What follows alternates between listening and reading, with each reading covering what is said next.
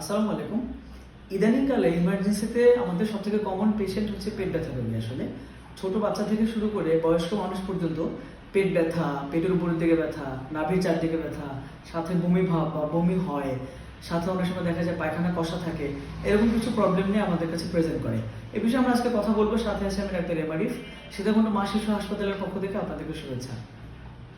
তো একটা একটা পেশেন্ট যখন এরকম পেট ব্যথা নিয়ে আসে, অনেক সময় পেশেন্ট নিজে হচ্ছে এই কমপ্লেনগুলো করে যে স্যার আমার হচ্ছে দুপুরবেলা খাবার খেলাম, বিকাল থেকে হচ্ছে যে এরকম পেট ব্যথা শুরু হয়েছে। এবং দেখা গেছে যে খাবারটা বাইরের কোনো খাবার খেয়েছে বা ভারী কোনো খাবার খেলো, এবং হচ্ছে এরপর থেকে এই সমস্যাটা শুরু হয়েছে। অনেকের সাথে কিন্তু পাতলা পায়খানাও থাকে, অনেকের আবার থাকে যে পায়খানা একেবারেই কষা, এবং রোগী অনেক বেশি বমি ভাব বা বমি করে, এই সমস্যা নিয়ে আসে।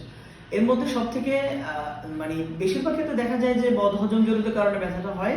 কিন্তু সব থেকে ইম্পর্টেন্ট যে ব্যাপারটা থাকে, যদি ইয়াং কোনো পেশেন্টের, কম বয়স্ক কোনো পেশেন্টের মানে তলপেটের দিকে ব্যথা করে, নাভির চারদিকে অথবা পেটের একটু নিচের দিকে এই জায়গাটা যদি ব্যথা করে, তখন কিন্তু আপনারা একটু সচেতন থাকবেন।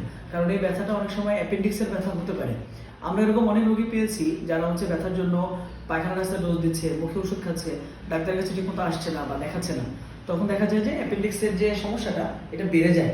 বেড়ে গেলে কি হয়, এই অ্যাপেন্ডিক্সটা আশপাশের জিনিসপত্র নিয়ে একটা এরকম দলার মতো হয়ে যায় ভিতরে। আমরা এটাকে অ্যাপেন্ডিকুলার লাম্প বলি। অনেক সময় যাদের কপাল খারাপ থাকে, অ্যাপেন্ডিক্সটা ভিতরে ফেটে যায়। তখন পেশেন্ট কিন্তু একেবারে প্রেশার লো হয়ে যায়, পেটে প্রচন্ড ব্যথা, পেটে হাতই দেওয়া যায় না এরকম একটা অবস্থা, এবং পেশেন্টের জ্বর চলে আসে। তো এই জিনিসগুলো কিন্তু আসলে এটার কমপ্লিকেশন বা জটিলতা।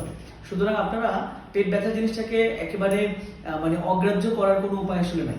সুতরাং দেখতে হবে যে কোন দিকে যাচ্ছে, কেন এরকম হচ্ছে, এবং বিশেষ করে যে নাভির চারদিকে ব্যথা হয়ে আবার ডান দিকে নিচের দিকে ব্যথা করছে কিনা, সাথে কি রোগীর জ্বর চলে আসছে কিনা, এই বিষয়গুলো আপনারা যখন দেখবেন তখন হাসপাতালে এসে ডাক্তারের পরামর্শ মতো চিকিৎসা নেবেন।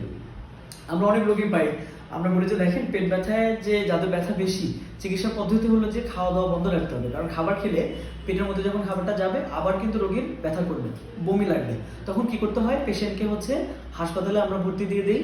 মুখে খানা দানা একদম বন্ধ থাকে, স্যালাইন চলতে থাকে, কিছু ইনজেকশন চলতে থাকে, মুখে কোনো ওষুধও খাওয়া যায় না। কিন্তু এই বিষয়টা অনেকে আসলে মানতে চায় না। অনেকে বলে না স্যার আমরা বাসায় চলে যাব, আমরা মুখে পানি খেয়ে দেখি, ডাবের পানি খেয়ে দেখি।